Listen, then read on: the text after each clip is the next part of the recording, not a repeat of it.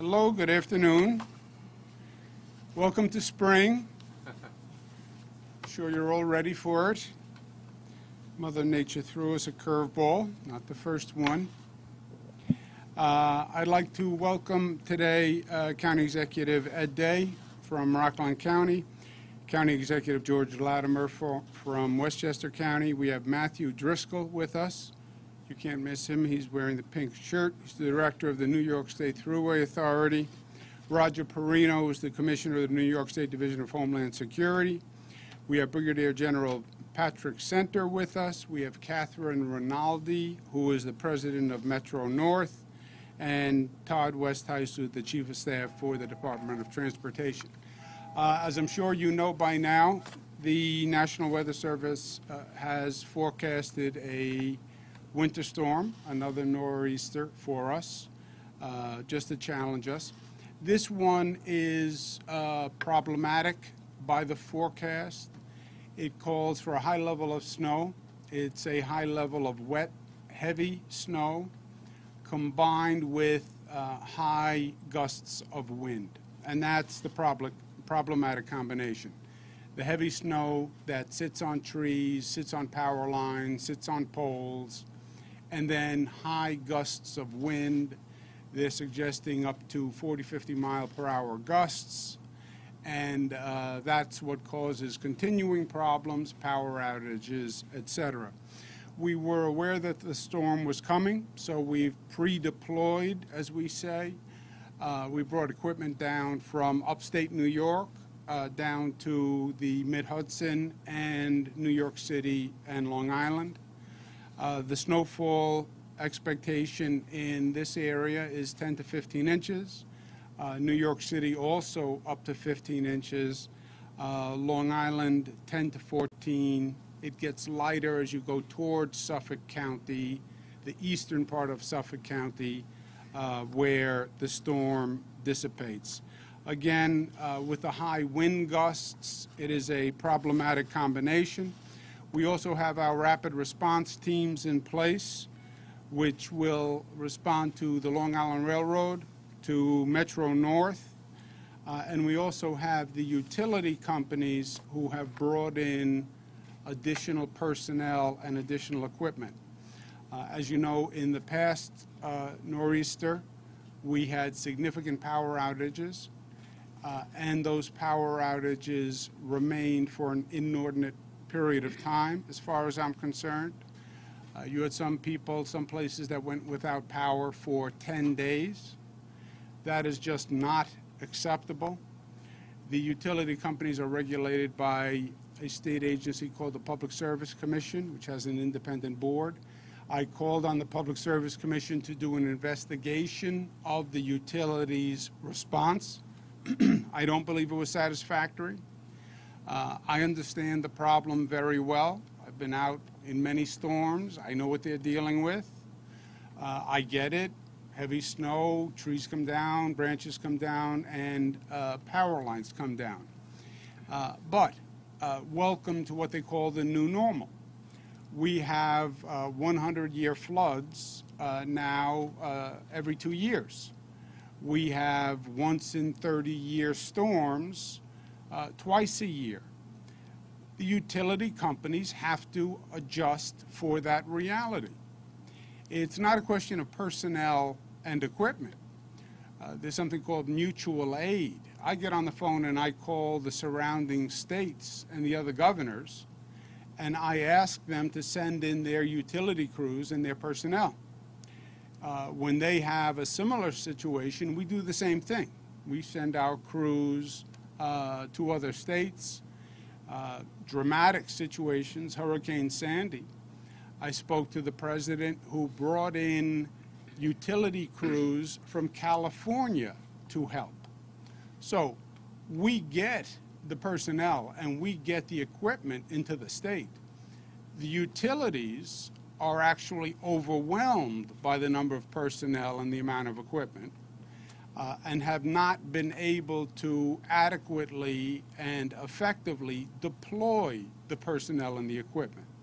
So you can have a utility company that normally deploys 100 crews. In an emergency situation, they have 500 crews.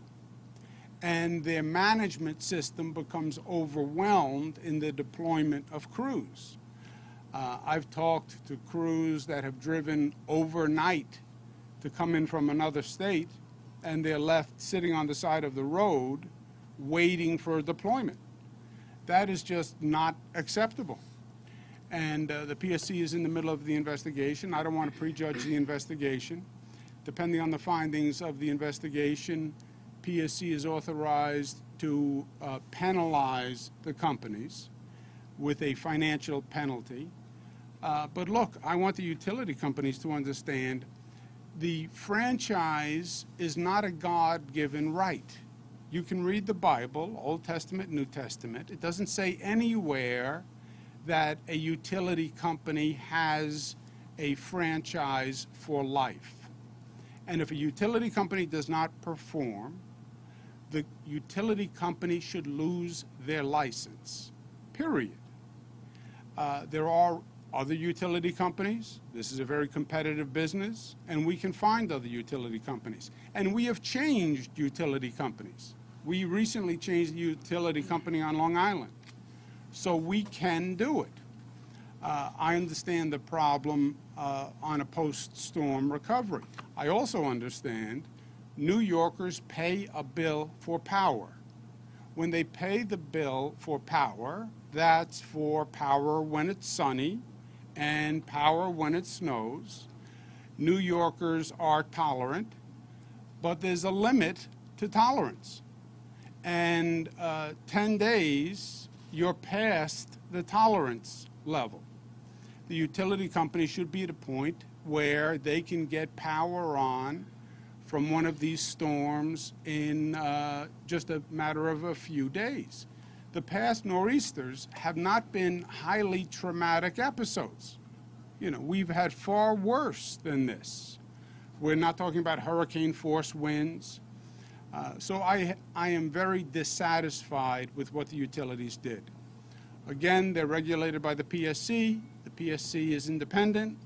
They're in the middle of a review.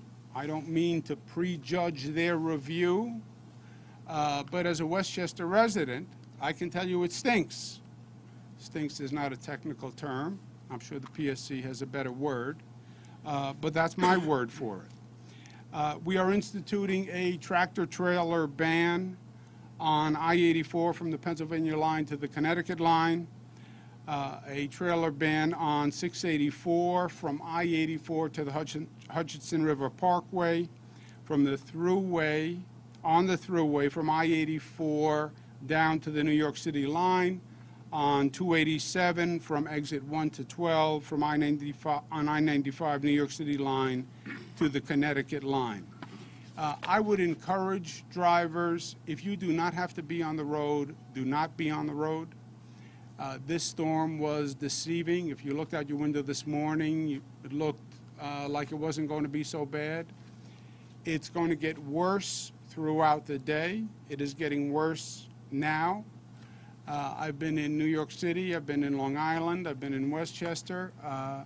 I'm here now. I can tell you the roads are bad. We've had fatal accidents on Long Island. We've had multiple car accidents on the Long Island Expressway. We were on the thruway. It is not safe to be out there unless you must be there. Also, when someone is on the road, all it takes is one car to get stuck, one accident, and everything backs up. And then the people who are out there to do their job, the plows, the salters, the spreaders, everything stops.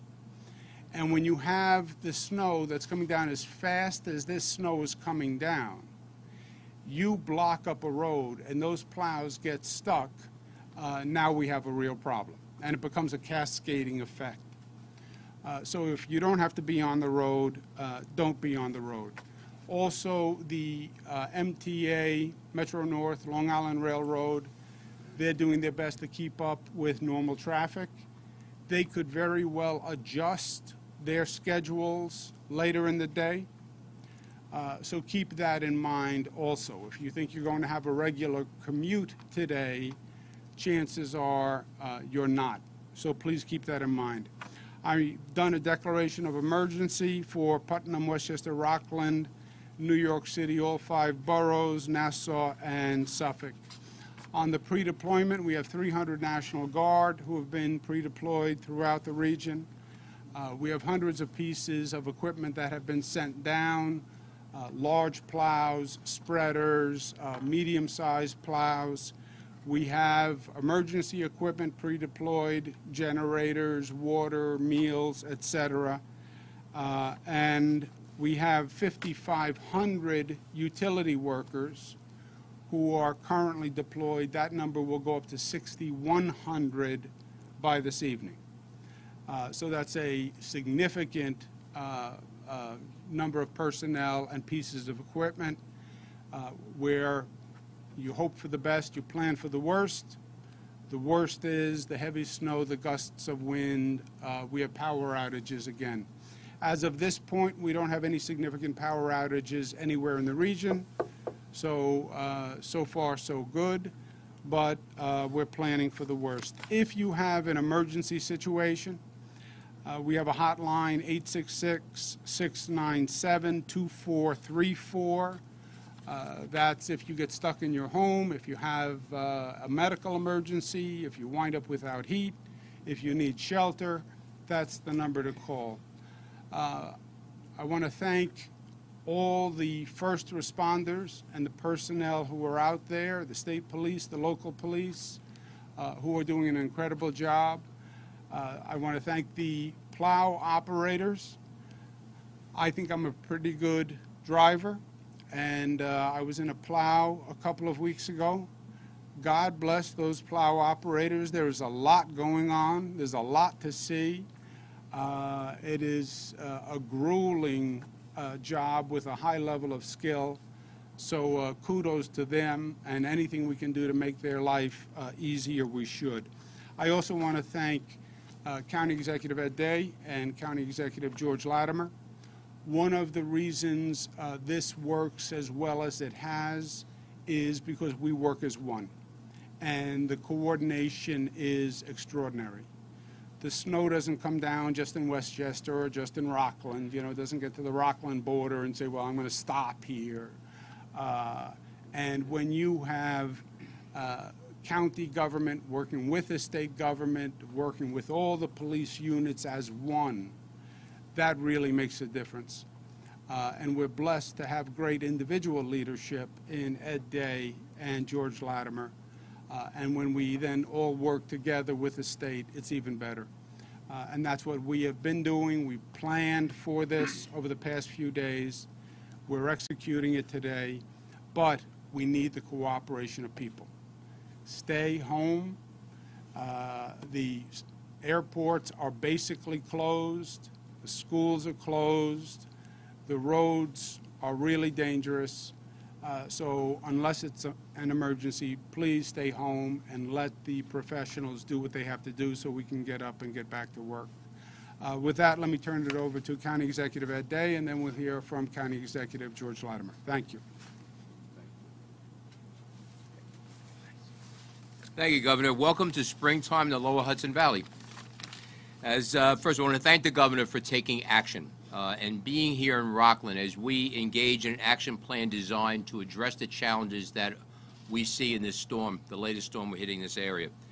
I will bring up during the last nor'easter on March 7th, the state responded immediately to our need for resources and sending the National Guard.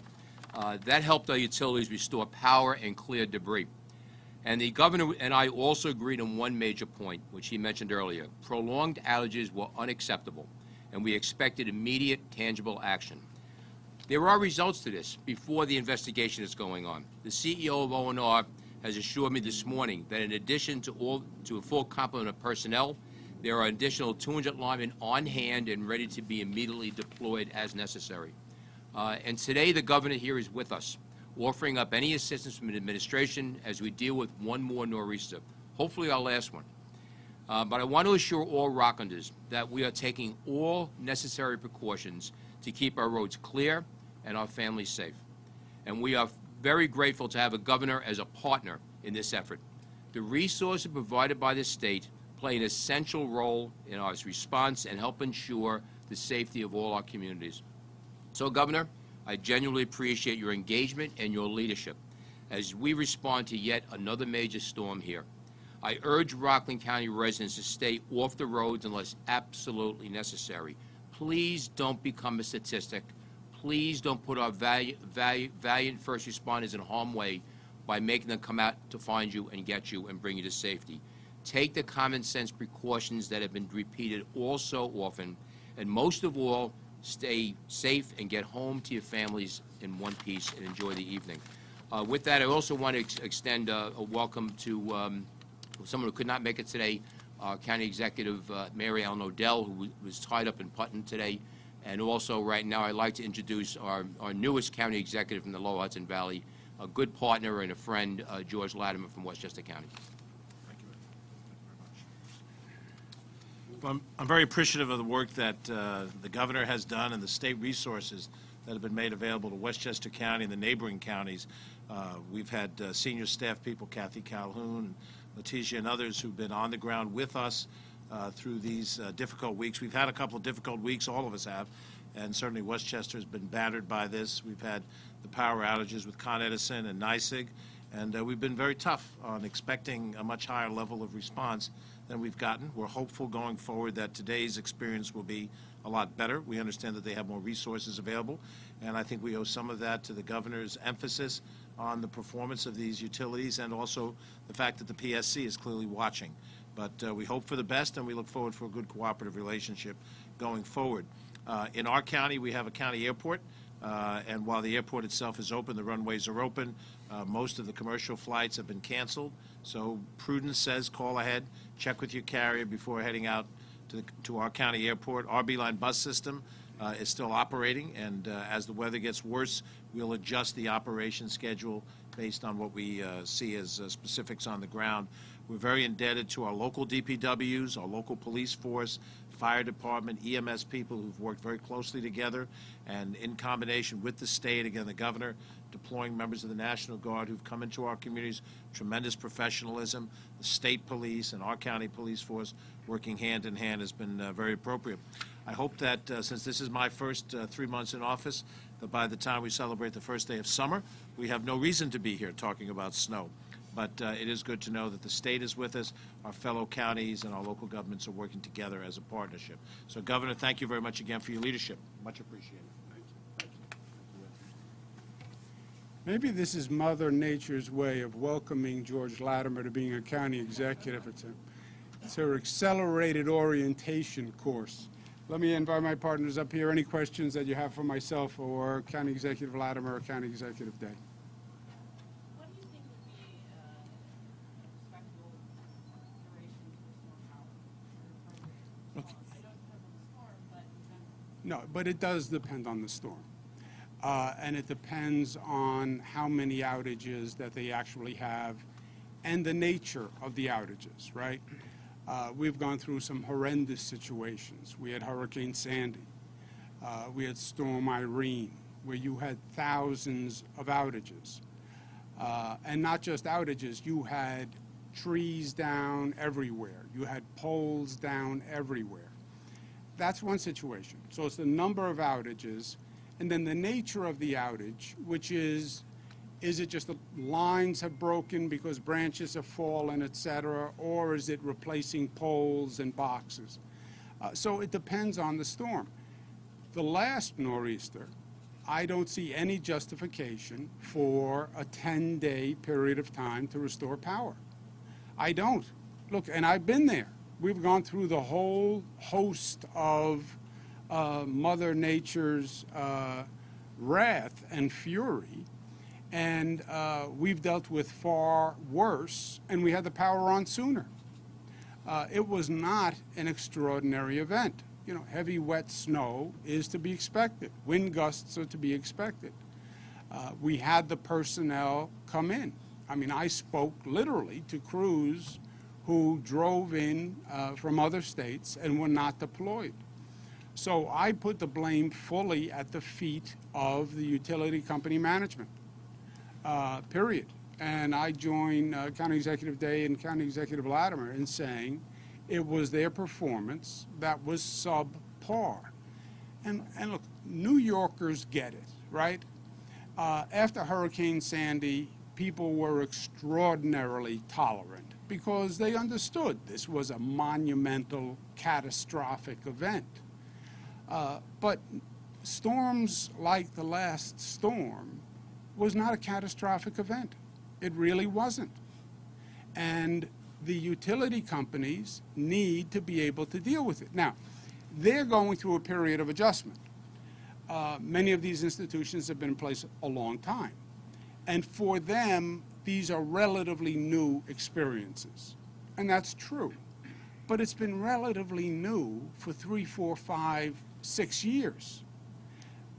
In my opinion, is no longer new after 3, 4, 5, 6 years. And I think they failed miserably. Now, again, I asked for an independent review, and I don't want to prejudge an independent review. But my opinion, in my experience, from going through 20 storms and seeing the response, I think they failed, and I think they failed miserably. And it's not just the PSC and financial penalties. They can be replaced. They can be replaced. You know, most of these companies have been in place since the people in this room were born. That can lead one to believe that it is a God-given right that you are the utility company. It is not. It is a state-given right. And there are other utility companies. And if these utility companies can't respond effectively, then we'll get another utility company. I have no problem with that. There are utility companies all across the country. It's not traumatic. We did it on Long Island. The world didn't stop spinning. It was fine. And in these situations, one of the keys for a utility company is how well you respond post-storm in the restoration of power. I think that's one of the key factors. Everybody can keep the power on when it's sunny and 60 degrees. The key is how you respond after a storm. That, to me, is the new determining factor for a utility's performance, and I think they failed miserably. Is there one particular utility company that you find has been I already said more than I should in that failed miserably is going to come back to haunt me, I guarantee you. But I don't want to pick any one utility company, but I can tell you the overall response, which dealt with several companies, was all subpar.